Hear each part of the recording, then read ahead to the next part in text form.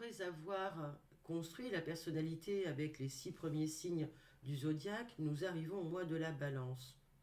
C'est le mois de l'équinoxe d'automne qui marque le retour à l'équilibre dans la durée des jours et des nuits. Cycle qui va laisser le soleil du lion et son besoin d'affirmer son ego de côté. On dit que le soleil est en chute dans ce signe. Les besoins de perfection et d'attention détaillée ont déjà été satisfaits scrupuleusement par la Vierge, œuvrant ainsi le principe de réalité terrestre. Il est temps désormais d'aller explorer la sphère sociale, le groupe, le monde à l'extérieur de soi et de se confronter à l'autre. Dans cette phase de développement, il est question de s'ouvrir en prenant la responsabilité de qui l'on est, avec la notion du juste et de l'équilibre. Et c'est pour ces raisons sous-jacentes de haute responsabilité du moi social que Saturne, la planète du sérieux et de l'assertivité, va ici être exaltée. Pour réaliser cela, nous allons attirer à nous les personnes, les événements, les situations que nous voulons consciemment et surtout le plus souvent inconsciemment saisir, car elles sont le reflet d'une partie de nous-mêmes, l'une de nos multiples formes de projection sur le monde extérieur. Car comme le disait très bien Teilhard de Chardin, l'autre porte une partie de moi que j'ai oubliée.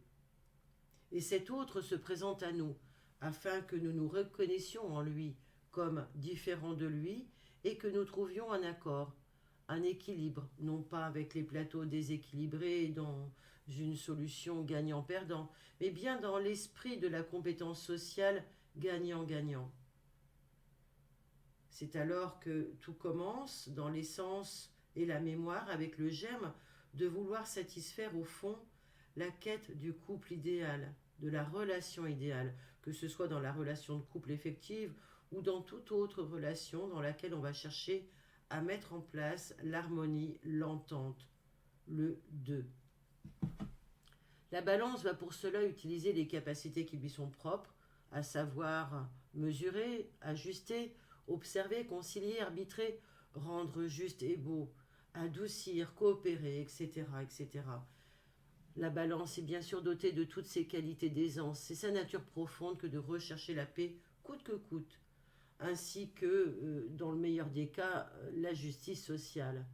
Cela va en faire un signe adaptable et facile à vivre, très agréable et bienséant.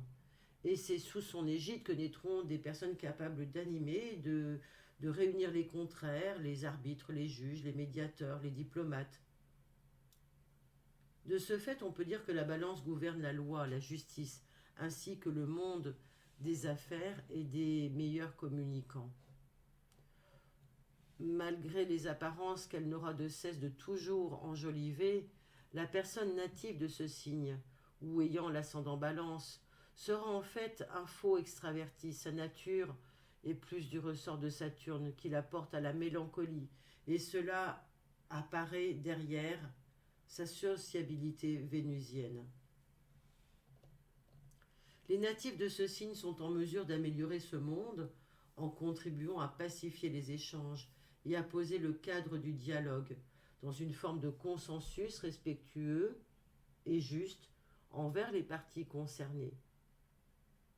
Ces natifs sont des esthètes raffinés qui ont un esprit ici qui se délecte dans l'art et la manière de faire bien les choses et de savoir les apprécier, voire même de les rendre belles. Sensibles aux bonnes manières, elles fuiront tout ce qui peut les faire glisser vers le conflit. Acceptant pour cela les compromis, elles vont tout faire pour éviter de déplaire et se sentiront bien souvent obligées d'acquiescer, de suivre le comportement des autres en confondant parfois leur devoir d'harmonisation avec la compromission et la mise sous influence.